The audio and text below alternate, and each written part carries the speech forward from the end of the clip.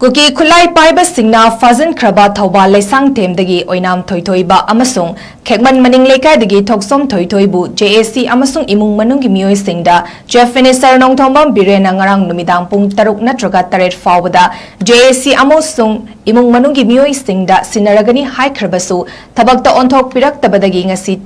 तारीख अमा था तरागी अहिंग पुंग अहुमदगी हौदुना पुंग निफुनिपान की ओइबा बन लाउथोकिबनी हारी लोइना हारिबा पुंग निफुनिपान असिगी मनुंगदा अंगांग अनि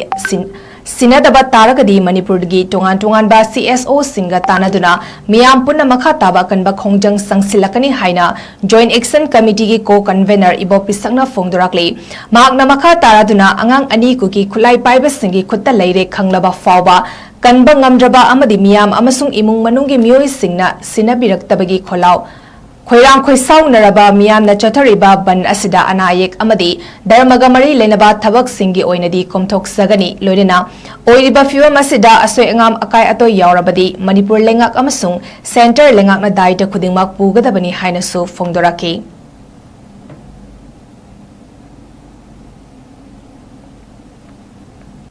हौखिबा सेप्टेम्बर की तारीख 2024 दा असम राइफल्स न लौबा रिक्रूटमेंट रैली अमदा लोकल सिदगी अंगांग अनि चटखी रिक्रूटमेंट सिंसी याव चटखी हाइबदे खोय खांगी अदु ममै थंगा कुकी मिलिटेंसी मुकुत लेरे हाइबसी अखोय ताजरे करम आइना असम राइफल्स की केंद्र चटखीबा रैली याव चटखीबा रिक्रूटमेंट याव चटखीबा बांगा अनि का मानु कुकी मुकुत याव मिनो हाइबसी अखोय अंगक पकोय हंगबे बकोय लमने हारि बांगा से अखोय तरफ तक अखोई रिक्वेस्ट हाइजबदी अंगांग से टेक से कायदना ममा पादा अमसुंग मागी इमुंग मनुंग सिनबी हाइबसे अखोगी मया प्रजा मयांगी खलाउनी लोइना सिगी थौरमबसिदा अखोना सरकारना अखोदा पीबा मतम 4 टाइम्स लग पीरे मरी पीबसिदा ngarang नुमिदां वरम तारीख 19 था 2024 की सिरेदा मखोन मतम सि नुमिदां वरम पुंग 3 तरे हाइगी अदुगी मतम अदु हेंतोक मतुंग दा अखोई ngasi tarik amagi tha tara 2024 ki ahingi pung ahum dagi akoi 48 hours ki banna se akoi declare tawjare banna sigi marak sida kari angang se akoi de tek ta phangbi ba targadi akoi masi banji makha satha jarore kari gumba masigi manungda pung nifuni pan sigi manungda angang se phangda ba targadi akoi manipur da leriba civil organization CSO jinga tanaga akoi matam kaktabi karai phawba tawwi abagi haibida akoi leptun dum hona jakini adu matam se akoi angang ji phangdi phawgi de akoi hanba leroi करिगुम्बा टेक पकाइबा सर काइबा तोइबि यावबदि मसी मणिपुर सरकार अमसुंग सेंट्रल गवर्नमेंट की रेस्पोंसिबल होगदबनि हाइबसि अखोय परजा मयांगी खोलाउनी अपुनबा खोलाउनी लोइनाना करिगुम्बा मसीगी बननसिगी मनुंगदा धर्मगा मरि लेनबा अनायक नचिंगबदि अखोय मसे कोनचिंजर कोंथोकपा थमजगनी अदुन पुंग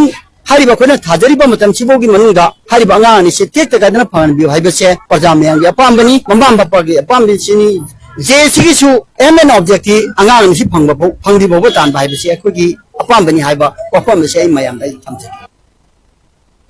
लोइना थौबाल मेला ग्राउंड इमा इबेन सिंगना नोंबगी सिंथा लेप्तुना फॉर्म की बवाकत मीफम अदुदा फाजन खरबा उपाय लेजद्रबा अंगांग अनिना लेबाकी मपी मपानी हाइना लेरिबा चीफ मिनिस्टर दा कनबियु हाइना हाइजरकलबनी मसदा लेबाकी मपी मपा ओरिबा चीफ मिनिस्टर एन बिरेना ममा ओइबी सिंह अमदी इमुंग मनुंगी मियोय सिंगदा सिनबियु नत्रबदी मखा ताबा अकनबा खोंजंग संगसिलकलगनी हाइबा हाइना पेनदबा खोलावगा लोइना थमोय सोंगना फोंगदोराकले इसा जिंगसिना ए अखोय जे मोइना फारे बाबुंग अखोय बोंदा लथोपियु अखोय बोंदा कनबियु हाइबा वासे हारा बाबा हाइरे अदो लेबाकी मपी मपा ओइरिबा बाबुंग बिरेन सिजना